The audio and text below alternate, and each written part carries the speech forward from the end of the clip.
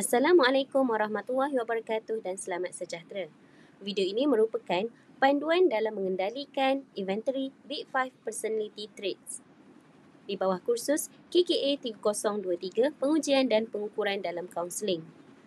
Nama saya Nur Farhana binti Muhammad Hanifah, nombor kad matrik D20222104933. Latar belakang inventory Big 5 Personality, yang mana inventory 5 faktor telah dihasilkan pada penghujung 80-an oleh John Donahoe dan Cantel 1991 dan merupakan antara instrumen paling pendek. Big 5 inventory ini merupakan ujian yang mengukur 5 jenis dimensi personality yang dikenali sebagai Ocean, iaitu ekstraversi, kesetujuan, kehematan, neuroticism dan keterbukaan. Dari segi pentadbiran, iaitu bertujuan mengenal pasti ciri-ciri personality dominan responden berdasarkan skor yang diperoleh dalam setiap dimensi. Jadi, ia mengandungi 44 item dengan 5 subskala iaitu ekstraversi 8 item, kesetujuan 9 item, kehematan 9 item, neuroticism 8 item dan keterbukaan 10 item. Jadi, terdapat item positif dan item negatif dalam instrumen Big 5 inventory ini, yang mana item positif sebanyak 28 item dan item negatif sebanyak 16 item. Ia menggunakan skala Likert 5 mata iaitu 1. Sangat tidak setuju, 2. Tidak setuju, 3. Tidak pasti, 4. Setuju, 5. Sangat setuju. Anggaran masa menjawab inventory ini adalah sekitar 10 hingga 15 minit dan sasaran responden iaitu remaja dewasa umumnya 15 tahun ke atas. Proses menjawab ujian yang pertama, berikut merupakan nombor ciri-ciri yang mungkin atau tidak mungkin berkaitan dengan anda. Sebagai contoh, adakah anda bersetuju bahawa anda seorang yang gemar meluangkan masa bersama orang lain? Sila tuliskan nombor di sebelah setiap kenyataan untuk menunjukkan takat persetujuan anda terhadap kenyataan tersebut.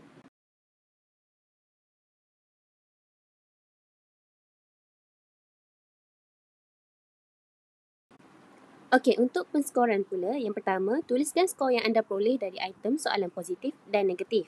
Berikut panduan jenis personality mengikut soalan. Jadi ada extraversion, agreeableness dan sebagainya. Yang kedua, bagi soalan item negatif, nombor soalan diikuti huruf R. Anda perlu menterbalikkan skor. Cara pelaksanaan adalah, contohnya skor asal 1, jadi kena terbalikkan jadi 5. Kalau skor asal 2, kena terbalikkan jadi 4. Yang ketiga, jumlahkan semua skor yang telah anda peroleh pada borang pengiraan skor. Jumlah tertinggi melambangkan personality utama anda. Nombor 1, tengok dekat nombor 1 ni 4. Jadi tulis dekat sini 4. Okay, extraversion 6R. So R ni bagi soalan item negatif, nombor soalan diikuti huruf R, anda perlu menterbalikkan skor. Cara pelaksanaan dia, kalau huruf nombor 6R ni, tengok nombor 6, 2. Jadi, cari dekat sini 2, terbalikkan dia jadi 4. Jadi, tulis 4. Semua ni untuk huruf E. Jadi, total dapat 27. Untuk E pula, total semua ni, jumlahkan semua ni, dapat 31. Okey, jadi jumlah yang paling tinggi ialah huruf O, iaitu openness. Jumlah skor 44, paling tinggi.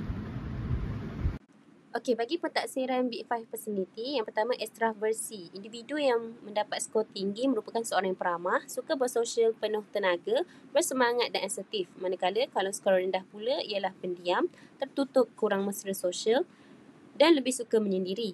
Bagi kesetujuan pula, untuk skor tinggi iaitu seorang yang mudah bekerjasama, penyayang, empati dan bertimbang rasa. Manakala skor rendah, sinis, keras kepala, suka bersaing dan kurang mempercayai orang lain. Bagi kehematan pula, individu yang mendapat skor tinggi merupakan seorang yang bertanggungjawab, sistematik, berdisiplin dan berorientasikan matlamat. Manakala skor rendah pula iaitu tidak teratur, bertindak impulsif, kurang konsisten dan tidak menepati janji. Bagi neuroticism pula, individu yang mendapat skor tinggi merupakan seorang yang mudah cemas, sensitif, tidak stabil dari segi emosi dan cepat marah. Manakala skor rendah pula, tenang, stabil secara emosi dan boleh mengawal tekanan dengan baik. Akhir sekali iaitu keterbukaan, yang mana individu yang mendapat skor tinggi merupakan seorang yang kreatif, suka mencuba perkara baharu, terbuka kepada idea unik dan berimajinasi. Manakala kalau skor rendah, merupakan seorang yang tradisional, kurang fleksibel, tidak gemar perubahan atau eksplorasi idea baru. Okey, itu sahaja penerangan untuk inventory Big 5 personality. Jadi anda ingin tahu ciri-ciri mana yang lebih dominan dalam diri anda? Boleh cuba inventory ini. Sekian, terima kasih.